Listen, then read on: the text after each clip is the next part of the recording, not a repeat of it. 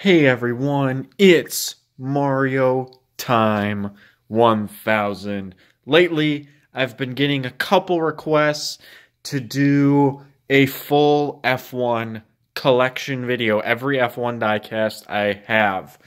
And most of them you can find videos for. I've just about reviewed every diecast I'm showing you right now, but obviously sometimes people like to see them again. I'm like, that's two sometimes. When you do a collection video, you like to see if, oh, they still have it. Maybe they got rid of it, or what's it doing now, or just all of it together, which I guess I understand. So, this video is probably going to be pretty quick. I don't think I really need to go into detail on any diecast, because as I said before, most of them already have videos, dedicated videos, or they're featured in a video more in-depthly, because some of them I did do multiple diecasts in one video, but I still looked at them pretty closely, so there's no need to do it again. But some I have not looked at yet, and so for those diecasts, I will point out that I haven't done a video on them yet, but there's probably not going to be a whole lot of staying on one diecast for so long. I've got them separated by who made the diecasts and a couple miscellaneous at the back there, but we're going to start with the diecasts that I have the most of, which I was a little surprised to see this, but once I started thinking about it, I realized that it isn't actually surprising. Barago, the Barago the Barago diecast in general, obviously yes, the 143s, but also the 120 or the 118th scale diecasts I have the most of.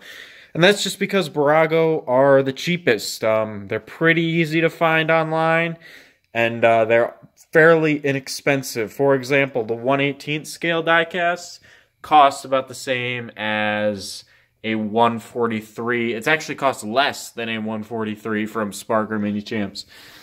But up the back, we've got the Kimi Räikkönen and Sebastian Vettel 2017 Ferraris. I'm not sure if I'm going to get the 2018. Probably not. I didn't really like the livery on that car. Plus, I'm more interested in the 143s for last year.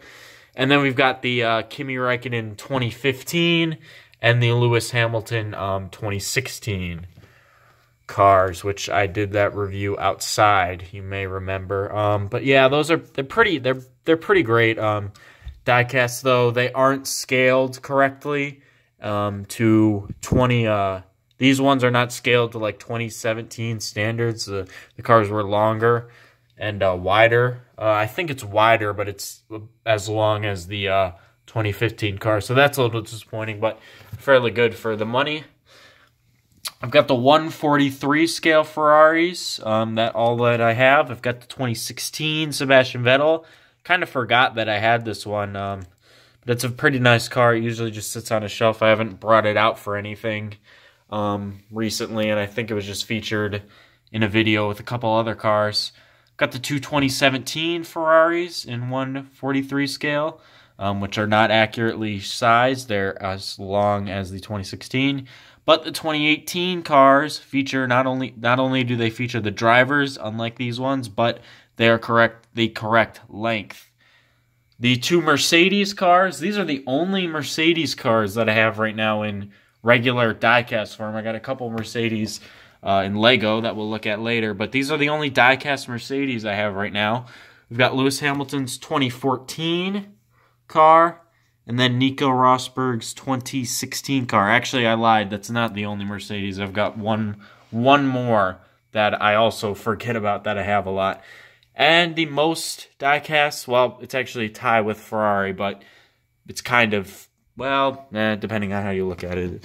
Anyway, the Red Bulls. I've got quite a few of them. Instead of the 2016 car, I've got a 2015 Red Bull.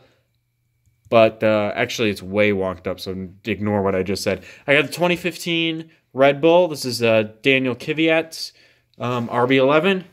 I got both of the 2016 Red Bull cars, the RB12, Verstappen and Daniel Ricciardo.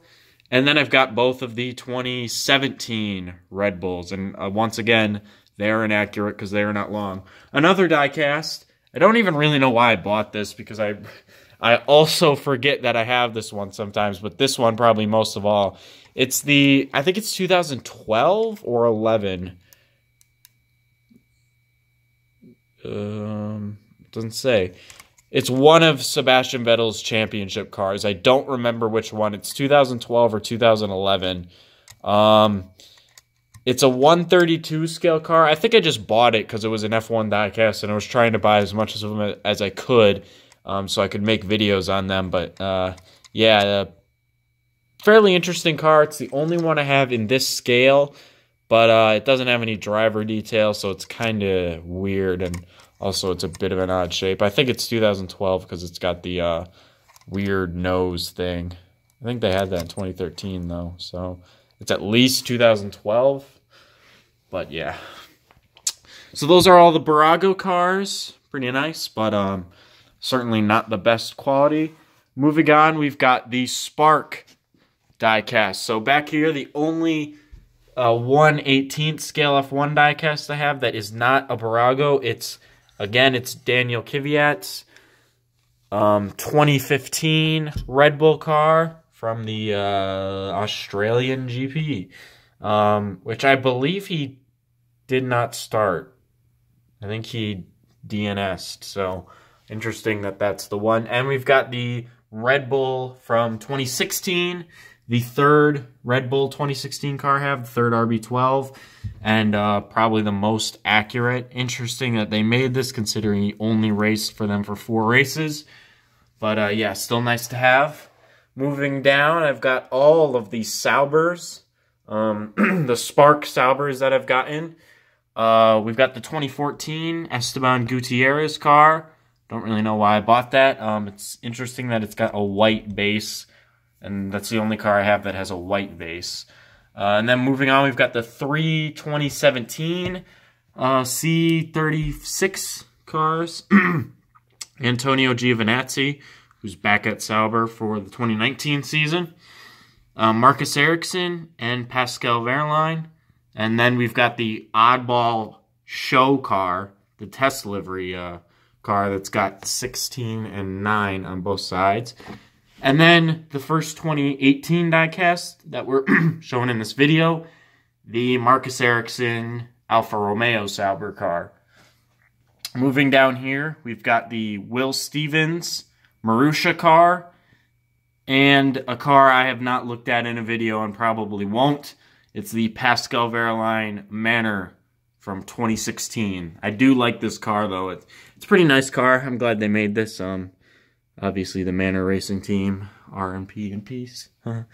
And the other Mercedes car I have, a very interesting one. It's the Nico Rosberg 2016 champion.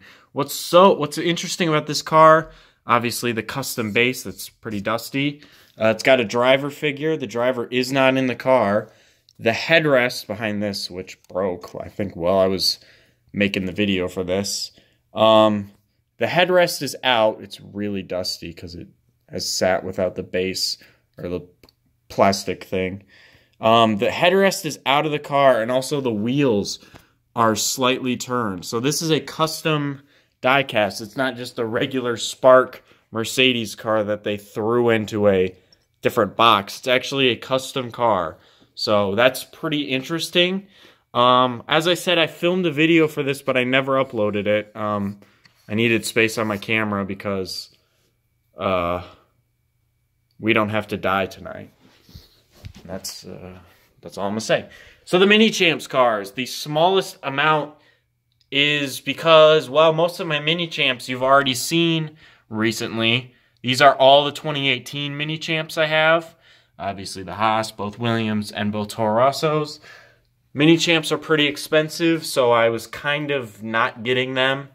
Obviously, a lot of my favorite teams only get Mini Champs diecast, but I had no interest in spending all the money for one diecast until I was collecting all the cars from the 2018 season. So that's why I don't have a lot of Mini Champs cars. The only 2 other Mini Champs I have are the 2017 Daniel Kvyat Toro Rosso, and the 2008 BMW Sauber from the Canadian Grand Prix, the winning car, which I did do a video on, but I like to highlight for my new viewers. The wheels actually turned back then. This is a pretty nice car. I don't think it's as fragile as some of the modern day mini champs. I really like this one. It's got a lot of great detail. Very interesting car, and it's tiny box compared to what I'm used to for the mini champs, because the only other mini champs cars I have are the big long 2017 modern era F1 cars. So yeah, it's odd to see a mini champs car in such a small box. So yeah, those are all the regular diecasts that I have, but I have a few more F1 related things that I figured I'd show off in this video, just so I was covering all my bases. The first one is, I think it's diecast 2 as well. It's a little mix of plastic. This is the 2017 Toro Rosso. It's another Daniel Kvyat car. But this one's a little bit interesting. It's a 155 scale car, and it was only available in 7-Eleven stores in Hong Kong or Taiwan. I don't remember which one. It says main China here. It was one of those not China countries. So, very interesting. I bought this off of eBay. It's so weird. It's got some good details for the scale, but there's a whole bunch of things wrong with this car. The Red Bull logos on the front are all janked up. You can see the bulls right there are kind of on. The numbers off-centered.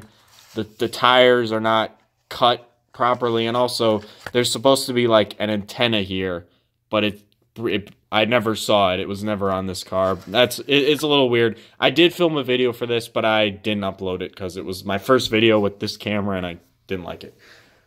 Moving back, we've got the 2016 Lego F1 cars. We've got the Sebastian Vettel, which is missing the camera. I didn't even know it was missing until right now. And the Kimi Räikkönen, which I put a yellow bar on here. It originally, wow, this one's all messed up. I wonder what happened. The Ferrari came in a single pack, but it came with both of the numbers. So I just bought a second Ferrari car and put Kimi Räikkönen's number on it, and then put the yellow thing. But that just came from a Lego I already had. The Mercedes cars are different. For whatever reason, there's a bearded guy in Nico Rosberg's car. Obviously, they're both yellow. We don't have a African-American Lego for Lewis Hamilton. Is that racist? Yeah, but this was actually in the set. These cars are a lot nicer. Just some cool details on these. The front wings pop off. They pop off on the Ferrari too, but it's a little bit, let's see if I can get it off. It's not as cool. I think the Mercedes have got the whole piece that overhangs. But yeah, these are pretty nice. Unfortunately, there were no modern F1 cars released in 2017 or 8. These came out in 2017, I think, but 2018 we saw no modern F1 cars released for Lego, and 2019 is looking the same. In fact, 2019 I don't think has any F1 cars. For 2018 though, we still got a pretty cool one. It is the Gilles Villeneuve. Yeah, that's probably how you say his name. Ferrari from 1979. I'm forgetting what the car is actually called, but this is a pretty nice one. I'm not gonna lie. It came in a whole Ferrari set. It came with 2 other cars, which are pretty nice, but they're not F1 cars, so I'm not showing them in the video. Really nice detail, and it came with not only this rear wing, but also a rear wing that goes here, which is like a setup for, I think, some Grand Prix in Long Beach, or yeah, I think it was Long Beach. It's a pretty nice car. It's a very nice car, actually. The driver is obviously not supposed to be Gilles Villeneuve, though, because it is a woman, and he was not a woman. The final car is the remote-controlled, what was it? I don't even remember, 112 scale? 110? Something scale? Ferrari. Oh, I don't even remember. I think it's 2011 Ferrari, Fernando Alonso. The remote control car. I did do a video on this. Pretty nice car. I do enjoy it. It's pretty nicely detailed, and it works still.